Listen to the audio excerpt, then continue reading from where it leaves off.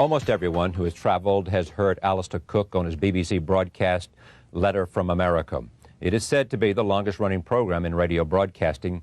Cooke celebrates his 50th year of commentary as an Englishman in his adopted homeland. His role as America's cultural ambassador extends to print and television. He was American correspondent for Britain's major papers and author of several books. He was host of PBS's Masterpiece Theater for 22 years.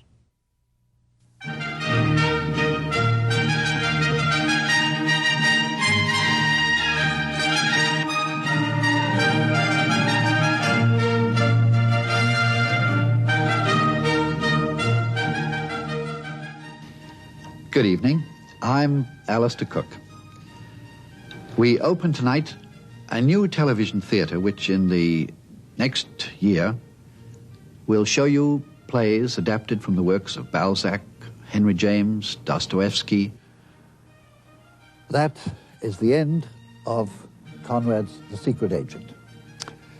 And I'm sorry to say that so far as I'm concerned, that is the end of Masterpiece Theatre.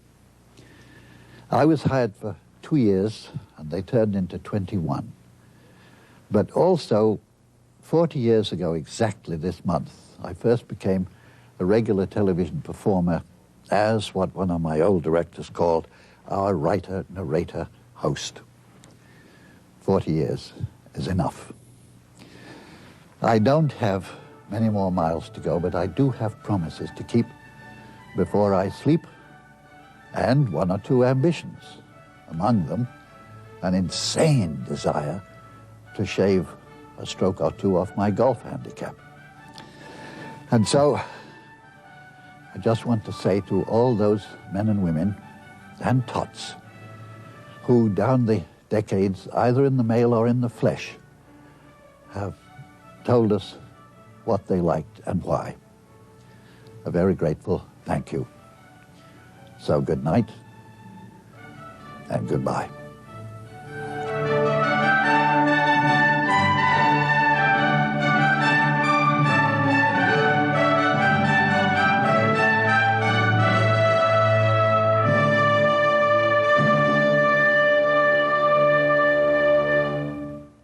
The beginning and the end. That was it. 21 years. When you started that, you said, when you saw me replay that first broadcast, you said what? That was the worst one? It was the first and the worst, I think. It was written, of course it wasn't, I don't know who picked the program, the title, Masterpiece Theatre. It wasn't a masterpiece, it was an original about the Churchill family, obviously. And the first thing we noticed was that everybody wore a black wig and talked with their backs to the camera. And because of the famous jump cut, no more dissolves, you know, 24th of a second, you switch scenes, you never knew which country you were in, except somebody said, well, when they have tulips, you know you're in Holland. That was the, I thought this thing will never go. He won't even walk, let alone fly. And after, what, 40? How many years did you do, 22? 22, it was 20, yeah, 21. Oh, and 21. Started in 1971, January, and I left in September 92. In the end, you left, why?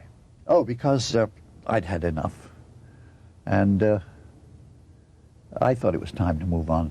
How about Letter? I'd been doing, well, the broadcast, the radio. Yeah.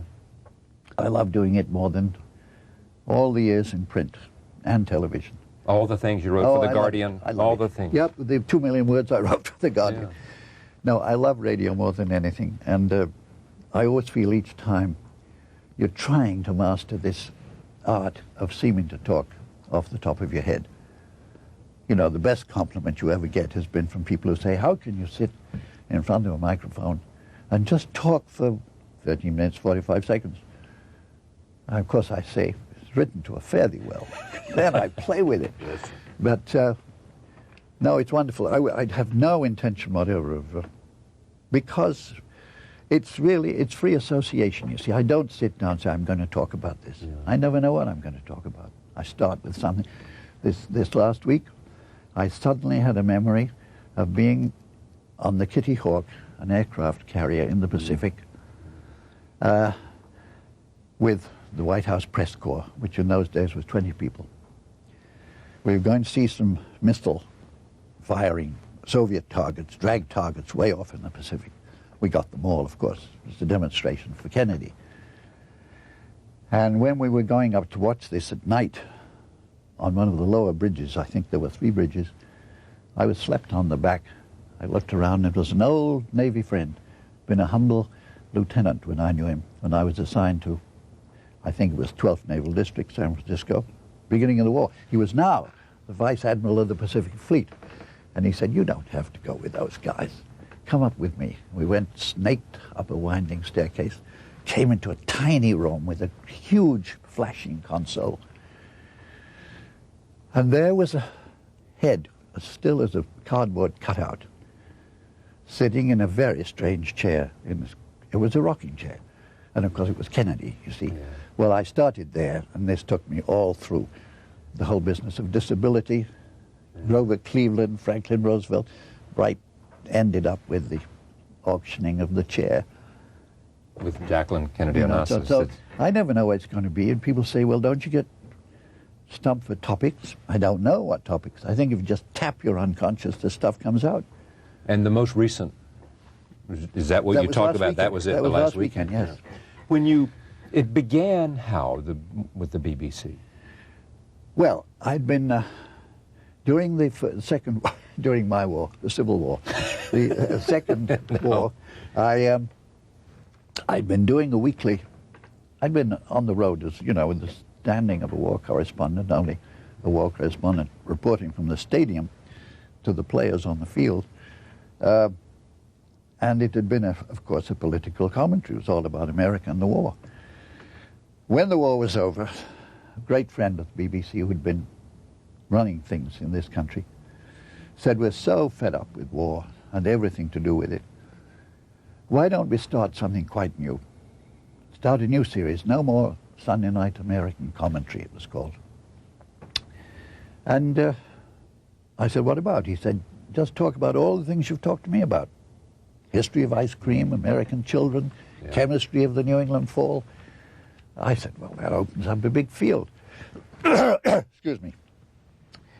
He said, "Well, I should warn you, there's no sterling, convertible sterling. They were strapped, totally bankrupt.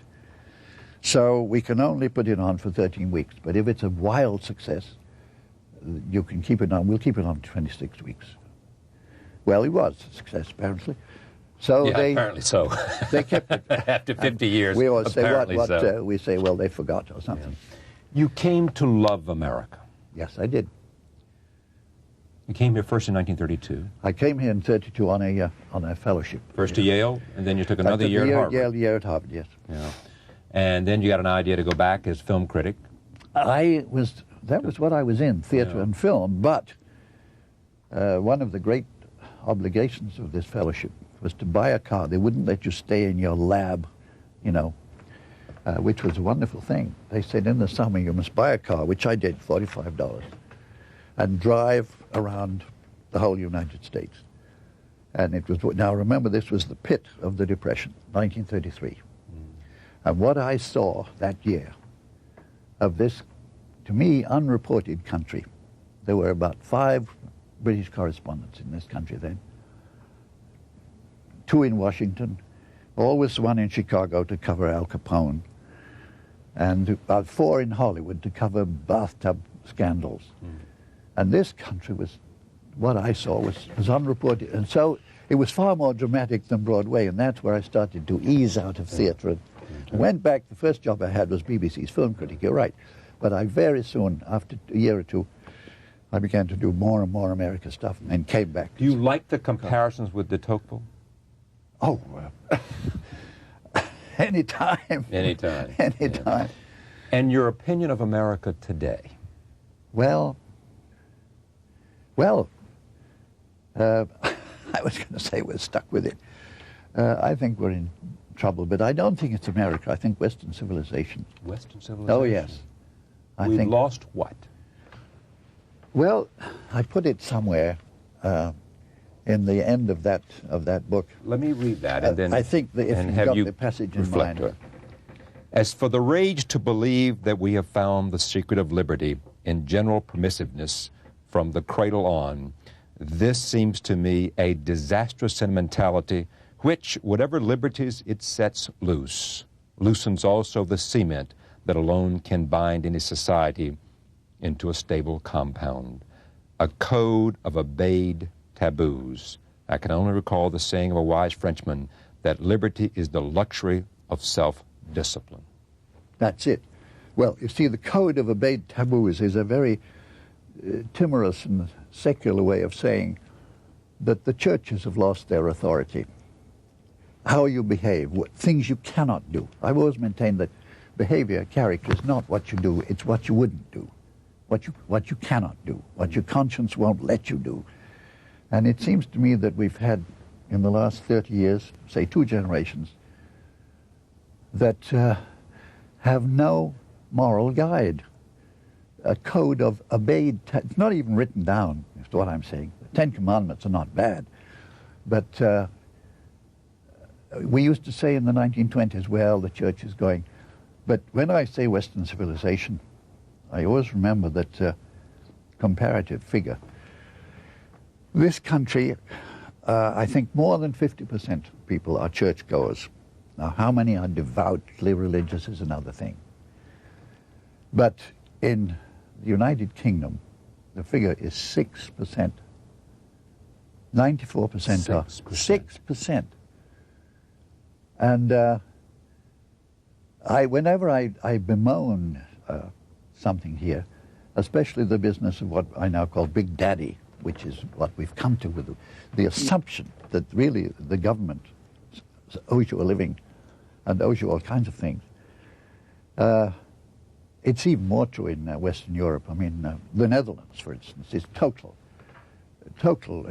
cosseting from the age, you know, you can have free movies, free food, free everything. I thought it was more you so never have to go to work. And what about Sweden and the Scandinavian I don't know. We always used to applaud in my time, Sweden, The Middle Way was a great book. Thank God, you don't have to be fascist, you don't have to be communist, you don't have to be anything. Sweden, The Middle Way, which was benign socialism, you know. And now they've deserted that. America today, the election's coming up. Right. Who's going to win? I will tell you on November the, Wednesday? Yes. November Tuesday. November 8th, I guess it is. Well, I tell you why. People keep asking me, and I say, I was at the 1940 Republican Convention. Wendell Willkie was the nominee of the Republican... You've sprung the punchline. Okay. We knew, everybody was, I was reporting, I remember going there, I knew Willkie before. Yeah. And got out of the train at Philadelphia with Murray Kempton, I recall. Yeah. Great writer. And who comes out of the train but Willkie? And I said, you're not supposed to be. Candidates don't appear in the convention city, which was true, absolutely tasteless. We said, well, I'm here. And of course, he wasn't even a candidate. We knew all through the spring, Taft, Dewey for the Republican nomination. We get to the convention, and they start balloting. And it's Taft, Dewey. On the 5th ballot, I never forget the most dramatic thing I ever saw at a convention, much more dramatic than anything on television, because it was all radio. The chairman, I think it was Joe Martin, bangs his gavel. He says, the chairman of the Kansas delegation will come to the lectern. And then we heard squeak, squeak, squeak. Alf Landon, the defeated 1936 candidate, went past all the microphones of each delegation, and he had new shoes on. It was right out of Hitchcock. Squeak, squeak, squeak all the way. Long, crackling pause. He says, the great state of Kansas gives its 24 votes to the next president of the United States, Wendell L. Willkie. 3 months before, not one American in 10,000 had ever heard of this fella. He was on a radio program. Radio, not television. And people said afterwards, it was a quiz show. What a nice fellow, what an amusing man. And this started. Now, of course, the proliferation of primaries has killed the convention system. It's a coronation now. Still, in 1948, the day of the election, my paper published a editorial piece by me, main piece. It was called Harry S. Truman, Portrait of a Failure. They published it. Oh, yes. There was my editor's title. Yeah. Right. 24 hours later, I had to describe why he won. So I'm not So the not point saying, here is that politics, you never know until the votes have been counted. This is very early. Everybody's saying, look, you know, Clinton is rolling along, poor old Doe, let Doe, but who is Doe? All kinds of things could happen between now and November. I want to thank you for coming. I have extracted, I hope, a promise to you for you and I to do an hour together. Fine. Alistair Cooke, I thank you. We will come Nice to be together here. for an hour and talk Good. about a career in broadcasting, in print, in the arts, and a career of full of memories of people who've shaped our world, both famous and Infamous. infamous as well. We'll be right back. George Jones is here. Stay with us.